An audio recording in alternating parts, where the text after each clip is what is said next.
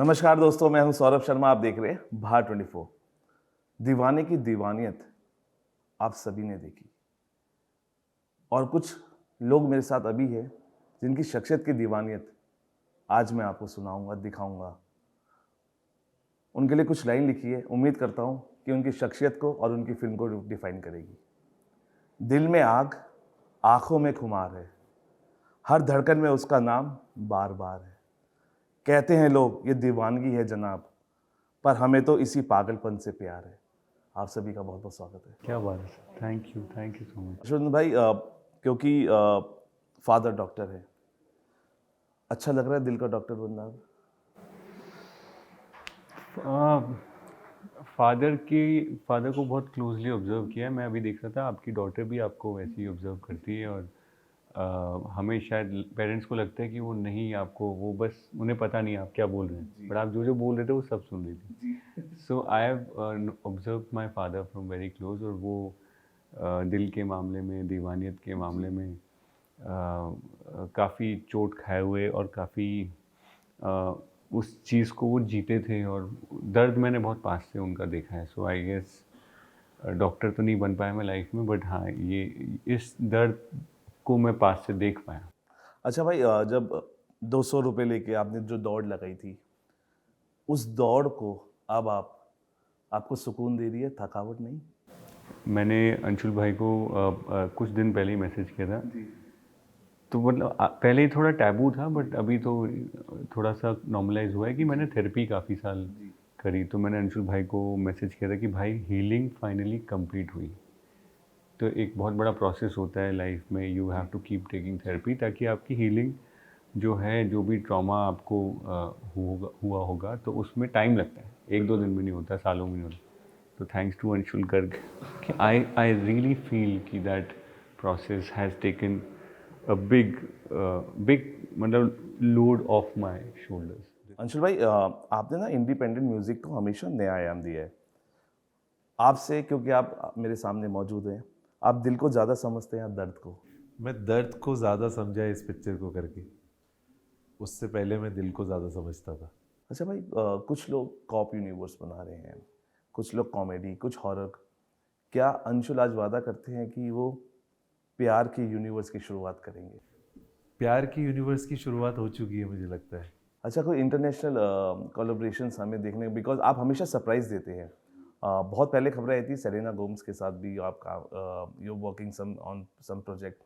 क्या आपकी दीवानियत एक कदम और चल के आपके ज़रिए हमें पर्दे पे दिखाई देगी इंटरनेशनल कोलैबोरेशंस के साथ? इंटरनेशनल कोलैबोरेशन आप कह रहे हैं, दीवानियत मतलब एक रोमांटिक म्यूज़िक की जो दीवानियत है। अच्छा। मुझे जो म्यूज़िक ऑफ फिल्म जो है वो मुझे देसी ही रखना है। और क्योंकि हम हर्ष भाई और मैं दोनों ही बहुत मासिस वाली फिल्में बनाने का सोच रहे हैं, आगे भी जो हम सोच रहे हैं, तो मैं उसको ज़्यादा हिंदी ही रखना पसंद करूँगा। सोनम, क्योंकि फादर मदर टीचर हैं, जो दीवानियत का पार्ट रिलीज़ के बाद आपके फैंस पढ़ रहे हैं, मज़ा आ रहा है कि जिस चीज़ को दिखाने की कोशिश थी वो दिलो दिमाग में बिल्कुल सेट बैठी है? Yes, I think so. मैं बहुत खुश हूँ। और जब मेरे पेरेंट्स ने देखी फिल्म, तो उनका भी लाइक ज़्यादा लंबी तो बात नहीं हुई, लेकिन I could sense that they are so happy, बहुत खुश हैं। हिंदी फिल्में वो कम देखते हैं, लेकिन ये उन्होंने देखी और उन्हें बहुत बस आई थिंक ये मेरी पहली हिंदी फिल्म उन्होंने देखी है, वैसे तीसरी है मेरी। तो पहली दो उन्होंने नहीं देखी, लेकिन ये वो देखने गए थे, और किस तरह से वो मुझे बता रहे थे कि पूरा हॉल फुल था। और वो मुझसे, इट्स वेरी स्ट्रेंज, वो मुझसे कभी आज तक उन्होंने ऐसे बात नहीं की। मुझे कहते हैं कि वहाँ पर ना ये फिल्म के 2 शो सुबह हैं, 2 शाम को है, 4 ही क्यों हैं, वो दूसरी फिल्म के इतने ज़्यादा शो क्यों हैं। So but they were very happy, काफ़ी खुश थे वो फिल्म देख के। अच्छा, सेट पे जब ये सीन फिल्माए जा रहे थे आपके, क्योंकि एंड सभी ने देखा है अब, क्योंकि रिलीज़ हो चुकी है, किसी ने सेट पे नहीं बोला ना गोरी है? मैं खुद डायरेक्टर को बोल रही थी कि क्यों हम जैसे आपने कहा ना, ऐसे मैं अगर मेरा पर्सनल ओपिनियन आप पूछें तो मैं तो बिल्कुल चाहती थी कि अदा और आदित्य की जो लव स्टोरी है वो इनकम्प्लीट ना रहे। मैं खुद चाहती थी, पर डायरेक्टर नहीं चाहते थे। हर्षवर्धन भाई, आपने अपनी फिंगर पे एक टैटू बनाया, आपके यहाँ पे भी एक टैटू देखा आपने सन ऑफ गॉड का। Next king of heart? अरे नहीं नहीं सर। क्योंकि आप हमेशा से अपनी दिल के करीब चीज़ों को गुदवाते हैं, टैटू बनाते हैं, ये तो मालूम हमें अब चल गया आपके 2 टैटू से। नहीं, इसका टैटू सीधा दिल पे बना है, एनग्रेव हो गया दिल पे। जो मैं टैटू क्या ही बना के इसको एक्सप्रेस कर पाऊँगा। मेरे मन में, मेरे सोल पे इस एपिसोड का, इस चैप्टर का टैटू बना है, एंड वो मरते दम तक रहेगा। अच्छा, आपने नेगेटिव रोल्स इसलिए मना कर दिए थे शुरुआत में क्योंकि आपका दिल हमेशा प्यार, इश्क और मोहब्बत के लिए धड़कता था?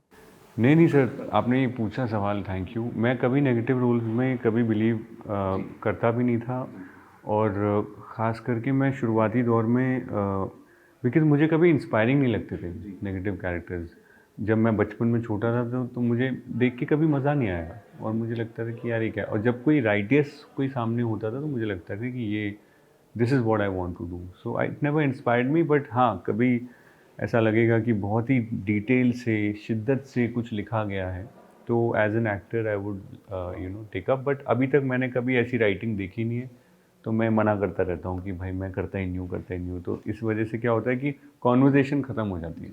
अच्छा, क्योंकि आपने जॉन को एक वक्त पे हेलमेट पहनाया, लेकिन अभी हमने जो विजुअल देखे उन्होंने अपने प्यार का ताज पहनाया, तो लगता है कि इमोशनल होता है, मूवमेंट होता है, लेकिन कायनात किस तरीके से आपको मोड़ के कहाँ लाती है, ये आपको बहुत गहराई में ले जाता है, जिस गहराई में आपने हमको दीवादित में डाल दिया है। नहीं सर, मेरे लिए बहुत बड़ी बात है, क्योंकि मैं कभी सोचा नहीं था कि उनको मैं इस तरह से उनके फिल्म में कभी काम कर पाऊँगा, या कभी वो मेरे किसी फिल्म को इस तरह प्रमोट करेंगे। तो मेरे लिए इट्स इमोशनल सब्जेक्ट।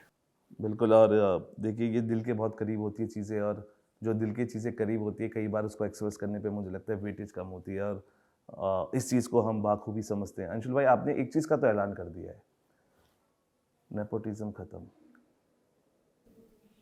नहीं, मेरे हिसाब से नेपोटिज्म जो है ये एक भ्रम है, इट्स नथिंग कॉल्ड नेपोटिज्म। और नेपोटिज्म जब एक्टर्स की बात होती है, हर्ष ऑल्सो गॉट मिसअंडरस्टूड जो वो कहना चाहते थे। नेपोटिज्म अगर लागू होता तो सबसे पहले मेरे ऊपर लागू होता। मैं एक आउटसाइडर प्रोड्यूसर हूँ। डायरेक्टर्स, एक्टर्स जो हैं वो तो फिर भी प्रोड्यूसर के दबाव में रहते हैं। मैं एक नया प्रोड्यूसर एंटर कर रहा हूँ इंडस्ट्री में, फिल्में बना रहा हूँ, सिंगल हैंडेडली सब कुछ कर पा रहा हूँ। तो अगर नेपोटिज्म होता तो सबसे पहले मुझे मुश्किल होती वो करने में। तो मुझे नहीं लगता नेपोटिज्म नाम की कोई चीज़ है। You are free to do whatever you want to do. It's just कि आपका कंटेंट करेक्ट होना चाहिए और इंटेंट आपका सही होना चाहिए। अच्छा अंशुल भाई, हमने कभी भी आपको देखा, और लोग आपको सभी विजुअली बहुत सारे लोग देखते हैं, कई लोग मिल पाते हैं, कई लोग नहीं मिल पाते हैं, लेकिन एक चीज़ बहुत अमेजिंग सुनने को मिलती है कि ग्राउंडेड, और वो ग्राउंडेड आपका पास्ट आपको बनाता है, जिस तरीके से आपने चीज़ों को ग्रो किया। लोगों ने मना किया कि थामा के साथ इसको मत रिलीज़ कीजिए, लेकिन आपने जो हिम्मत जुटाई, शुरुआत से ही प्यार पे आपको हमेशा भरोसा रहा है, आपके गानों में दिखता है, लेकिन जब दीवानियत की जीत होती है तब कैसा लगता है? बड़ा क्वेश्चन, क्या बात है sir, all heart touching questions. बहुत ज़्यादा अच्छा लगता है। हम सब लोगों ने मिलके बहुत मेहनत की है इस प्रोजेक्ट पे। सबका पूरी टीम का अपने अपने हिस्से में जहाँ जहाँ जिसको जो जिम्मेदारी दी गई उन्होंने बाकायदा निभाई वो जिम्मेदारी, तभी जाके इतनी प्यारी फिल्म बनती है जिसको इतना प्यार मिलता है। और थामा जैसी बड़ी फिल्म जो कि 200 करोड़ की पिक्चर है, देश के सबसे बड़े प्रोड्यूसर की प्रोड्यूस करी हुई पिक्चर है, उनके साथ रिलीज़ करना मेरे लिए प्राइड की बात है कि as a first time producer coming on Diwali, जो कि बॉक्स ऑफिस का सबसे बड़ा दिन है, मुझे बहुत अच्छी फीलिंग, मेरे को ऐसा लगता है कि मैंने जैसे मुझे हर्ष भाई बोलते हैं कि पहला मैच ही मैं लॉर्ड्स में खेल रहा हूँ, तो it's that kind of feeling, मुझे बहुत अच्छा लग रहा है। ऐसे ही मिला भाई आपको शेर गगने ही कहते हैं। तो ये जब क्योंकि अपने ही लोग जब आपको निकनेम से बुलाते हैं और वो निकनेम ऐसा है जो बिन बोले ही दहाड़ता है, तो लग रहा है कि ये दहाड़ भले ही कम स्क्रीन्स की किसी ने कोशिश की, लेकिन दीवानियत की दहाड़ सबने सुनी। देखो एंड में तो जनता सब कुछ है, जिस हमारे सारे थिएटर्स भर दिए जनता ने जाके, और 10-10 15-15 किलोमीटर दूर जाके उन्होंने पिक्चर देखी, तो जिस तरीके का उन्होंने प्यार स्नेह और मोह दिखाया मेरी पिक्चर को, हमने एक्सपेक्ट ज़रूर किया था लेकिन इस लेवल का नहीं किया था। और जो थिएटर्स हैं अब जब वो देख रहे हैं कि हमारे थिएटर भर रहे हैं और वो जो जितनी सीट्स उनको देनी है उतनी नहीं दे पा रहे थे वो अब वो चेंज हो रही है, कन्वर्ट हो रही हैं, हमें वो स्क्रीन्स मिल रही हैं अब। और ऑडियंसेस जहाँ पे जो नहीं ट्रैवल कर पाती, जिनके पास वो ऑप्शन नहीं है कि वो ट्रैवल कोई गाड़ी से कहीं जा नहीं पाता बट वो पिक्चर देखना चाहते हैं, अब उन जगहों पे वो फिल्म लग रही है सिंगल स्क्रीन्स पे। इस फ्राइडे से सब जगह अवेलेबल हो जाएगी पिक्चर, तो मुझे लगता है उससे भी काफ़ी अच्छा जंप हमें देखने को मिलेगा। अच्छा, लेकिन जो गट्स आपके अंदर हमने देखे हैं वो गट्स बहुत कम डायरेक्टर्स में या प्रोड्यूसर्स में हम देख पाते हैं। रिलीज से पहले ही सब चीज़ बिक जाती है, आपने इसको बिल्कुल नकार दिया कि मैं बिल्कुल नहीं बेचूंगा। ये भरोसा होता है आपकी सच्चाई और ईमानदारी से, क्योंकि आपको पता है आपने हमेशा से ही उस रास्ते पे चले हैं। तो ये आपके अंदर ये कैसे आ पाता है? Because I have never seen people की वो कॉर्पोरेट के लिए सबसे पहले चीज़ों को बना देते हैं कि कैसे बिकेगा, राइट्स कैसे बिकेंगे, सैटेलाइट म्यूजिक राइट्स, लेकिन आपने इसको बिल्कुल नकार दिया। ये अपने पे भरोसा था या दीवानियत पे भरोसा था? मैं ये बोलूँगा, आई थिंक मेरी जो पैदाइश है वो चंबल की है और मेरा बचपन दिल्ली में बीता है, तो चंबल इज़ डेयरिंग एंड जो दिल्ली है वो फ्लैम्बॉयंस है। सो वो जो कॉम्बिनेशन है दैट वर्क्स फॉर मी। मैं बॉम्बे जो शहर है और जो इंडस्ट्री है, क्योंकि ये सबसे बड़ी सबसे ज़्यादा रिस्क वाली इंडस्ट्री है। कोई भी आप धंधा करते हैं तो आप जैसे एक ओमपुरी का एक पिक्चर का डायलॉग है कि 36 लाख का नुकसान कैसे हो गया, इन्वेस्टमेंट तो 35 लाख का था। तो ये वैसी इंडस्ट्री है कि आपने इन्वेस्ट 35 लाख की और नुकसान आपका 40 लाख हो गया। तो मुझे स्टार्टिंग से ही जो मैंने ज़िंदगी में बिजनेसेस किए, भले वो रेस्टोरेंट हो और जैसे फिल्म मेकिंग हो या म्यूज़िक हो, ये बहुत हाई रिस्क बिजनेस किए मैंने। तो वो डेयरिंग है बचपन से। अभी कभी हम अकेले इंटरव्यू करेंगे तो मैं आपको अपने बचपन के और टीनेज के कहानियाँ सुनाऊंगा, जो आप उसमें कट करके डाल पाएँ वो आप डालना उस इंटरव्यू में। देखिए, इसलिए कहा जाता है, कहावत ऐसी नहीं बनती है, कहा जाता है मंजिलें हिलती हिलने दो, अंशुल का निशाना अर्जुन के तीर जैसे। वाह। Sanobar to Sonam, now Sanobar to सनम ऑफ फैंस। वेल, मुझे सनोवर नाम अब बहुत अच्छा लगता है। मैं सोचती हूँ कि क्यों मैंने बचपन में ये चेंज किया। जो पेड़ फल देता है और आपने वो दीवानियत दी है। मैं बहुत खुश हूँ कि बस मुझे एक ऐसी कहानी का हिस्सा बनने का मौका मिला, and thanks to the entire team. मुझसे ज़्यादा इनको मुझ पर फेथ था, अंशुल, हर्ष, मिलाप, जिन्हें लगा कि मैं ये कर सकती हूँ। सो मैं बहुत खुश हूँ कि I am part of such a story जो कि लोगों से जो इतना कनेक्ट कर पाई। कुछ लोग मुझे हेट कर रहे हैं, वो अलग बात है कि मैंने क्यों अब फिल्म, क्योंकि काफ़ी लोग देख चुके हैं। सो या, बट इसका मतलब ये है कि कहीं ना कहीं थोड़ा सा I was successful doing what I was supposed to do in the movie. लेकिन haters are the real lovers. प्यार करने वाला एक बार भूल सकता है, हेट करने वाला कभी नहीं भूल सकता।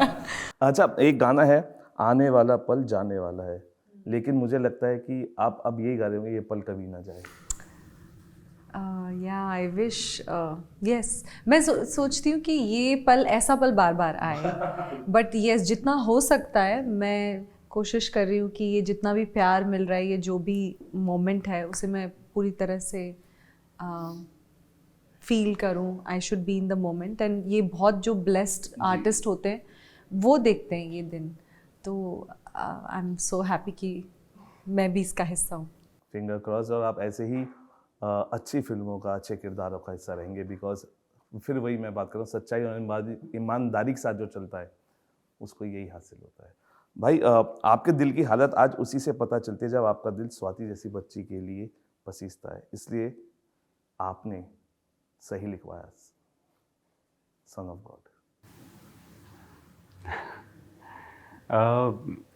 मतलब जो भी मैं कर सकूं किसी के लिए, बस इतना ही बोलूँगा, जो भी मेरे बस में। अच्छा, नेपोटिज्म की हम बात हो रही थी, बहुत लोगों ने गलत इंटरप्रेट किया। आउटसाइडर हर्षवर्धन ने इसलिए नहीं कहा था, इसलिए कहा था कि एक मेहनत होती है, और जब आप अपनी कंफर्ट जोन से बाहर निकल के चीज़ों को जाते हैं, जो उधर ही है वो कंफर्ट जोन है, लेकिन जब आप कंफर्ट जोन से बाहर निकल के जाते हैं तो कहते हैं ना, खून पसीने की मेहनत होती है, वो लगती है, वो उसी को दिखाई देती है जो उसको समझता है। भाई आउटसाइडर कहने का बहुत लोगों ने गलत मतलब निकाला, लेकिन मुझे लगता है you are always positive with the thoughts, और ऐसे शब्द बने ना बने, बोले या ना बोले जाए, लेकिन एक जमघट है जो पीछे रहता है कभी कभी, लेकिन आपने हमेशा से ही जवाब दिया मोहब्बत से। सनम तेरी कसम भी वही कहानी थी, एक प्यार की, और आप ये देखिए,